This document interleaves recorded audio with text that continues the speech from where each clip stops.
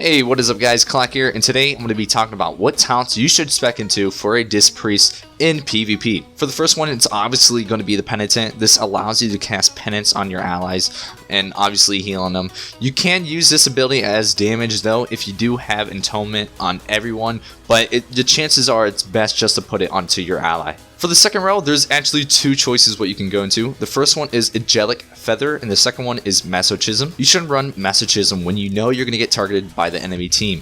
And basically what this does is when you cast Shadow Men, it's going to give you a 10% damage reduction, which is very nice. But the negative side is we're not going to have any mobility to be able to get any kind of fears at all. And that's kind of what priests are. We're there just to kind of, give that little extra CC and obviously heal.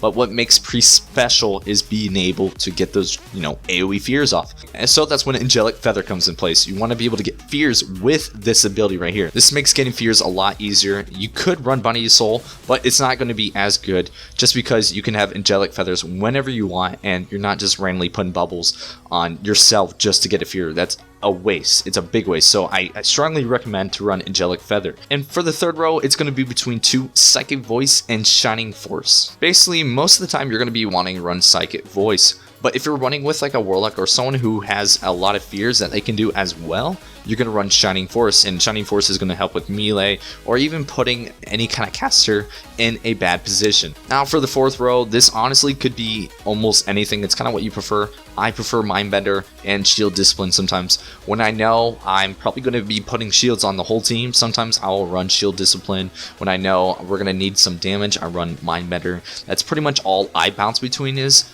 these two. I don't ever go into this. I know this does a decent amount of damage, but again, mana does matter. And if you're not always going to have that global to do this ability.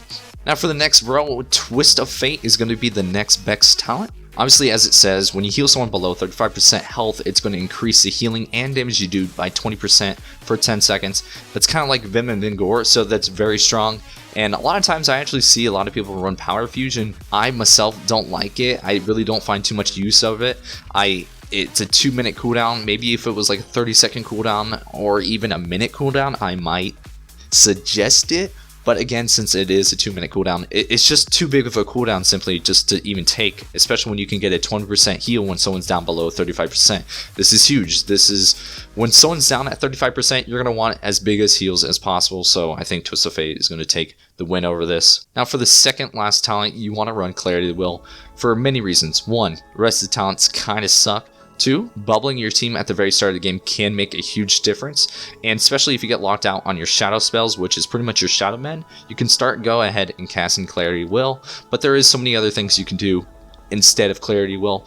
But one good tip I can give you is if you're facing a warrior and they have MS does not affect Clarity of Will, so you can go ahead and keep spamming Clarity Will, and again, MS would not affect it. And when I say MS, I mean Mortal Strike, and Mortal Strike is a healing reduction. So for any class who has a healing reduction, this does pretty well against them. Now for the last talent, it's obviously going to be Grace. Grace is very good. It increases your bubbles by 30% and some healing spells that you do have. So it's very strong. It pretty much beats Shadow Covenant and Purge of the Wicked. This is more for PvE. Wouldn't really recommend it, but I have seen people run Purge of the Wicked for some reason. Don't do that. Now for the PvP talents. For the first row of talents, it could be honestly between all three of them. I usually run Gladiator's Medallion when I need to trinket a specific thing. For example, if I was facing a Demon Hunter DK, I would need Trinket against that because they could make a potential swap on me in between a stun. And if I don't have Trinket up because they feared me, for say if I was running Adaptation, I would die within that stun. But since you're running Gladiator's Medallion, you can go ahead and Trinket that stun and pretty much live. And I wouldn't really recommend running the second one. It's kind of a reckless talent, but it does work for some comps, but again, I wouldn't really recommend it. And now for the last one, Relentless. This one is actually very good versus comps that have a tremendous amount of CC.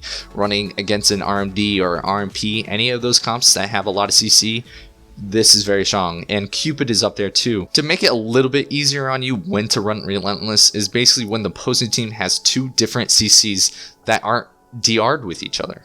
Now for the second row, it's going to be between 2, Defender of the Week and Vim and Vingor. Basically, you want to run Vim and Vingor when you know the opposing team isn't going to go you literally at all. So for an example, again, another team that's going to put you in a lot of CC like RMD, Cupid, or RMP, any of those would probably not go you. So Vim and Vingor will do very well if you know they're not going to go you. And again, when you know there's a chance they're going to go you, Defender of the Week is going to be the best option because it works both ways. If they don't go you and your teammates are low, it's going to proc up that. So it's very good overall. If you don't know if a team's not going to go you, when in doubt, run Defender of the Week. For the third role, Purification is probably going to be the best bet. Having 2 charges on your Dispel is very huge. And I want to point out Spiritual Cleansing and Purified Resolve both sound very good, but I've actually never found myself needing to run these, like almost ever. So again, it's just good to have 2 Dispels at any given point. Now for the next row, it's very dependent on what you're playing and if you're doing 2s or 3s. Premonition is what allows you to separate yourself from other players, especially other Disc Priests. Basically, this allows you to get out of Hunter Traps and Mage Traps. I'm sure there's other things you can get out, but at the moment, that's only 2 I can think of that this really works really well against. And to make the next 2 very easy, basically you want to run Trinity in 3s and Searing Light in 2s. Basically, Searing Light in 2s is because there's not a lot going on in 2s. So you're probably going to be dishing out as much damage as you can, and this is definitely going to help. Now for the second and last one, Ultimate Radius is going to be the best by far. Having an instant heal, especially if you get locked out of your shadow, you can go ahead and pop this and it's going to be a huge heal. But the side effect with this ability is it costs a lot of mana, so don't be trying to use this like it's nothing. You will go very fast. Now for the last row of the PvP talents, it's going to be between Archangel and Dark Archangel. Most of the time you're going to be running Archangel just because the healing that you get from this is absolutely ridiculous and it's on a 1-minute cooldown. But if you're running with a comp that pretty much just gets a kill right then and there, or if they don't, they lose, you're going to want to run Dark Angel. This is going to help out a lot. 15% damage is pretty huge, guys. And I notice a lot of people don't actually run this because, 30% heal is pretty hard to pass up. But again, if you're running a comp that needs to get a kill right then and there, Dark Angel does help. Alright guys, I hope you enjoyed this guide. If so, leave a like and subscribe button. Now, as always, get out there and pump some nubs, guys.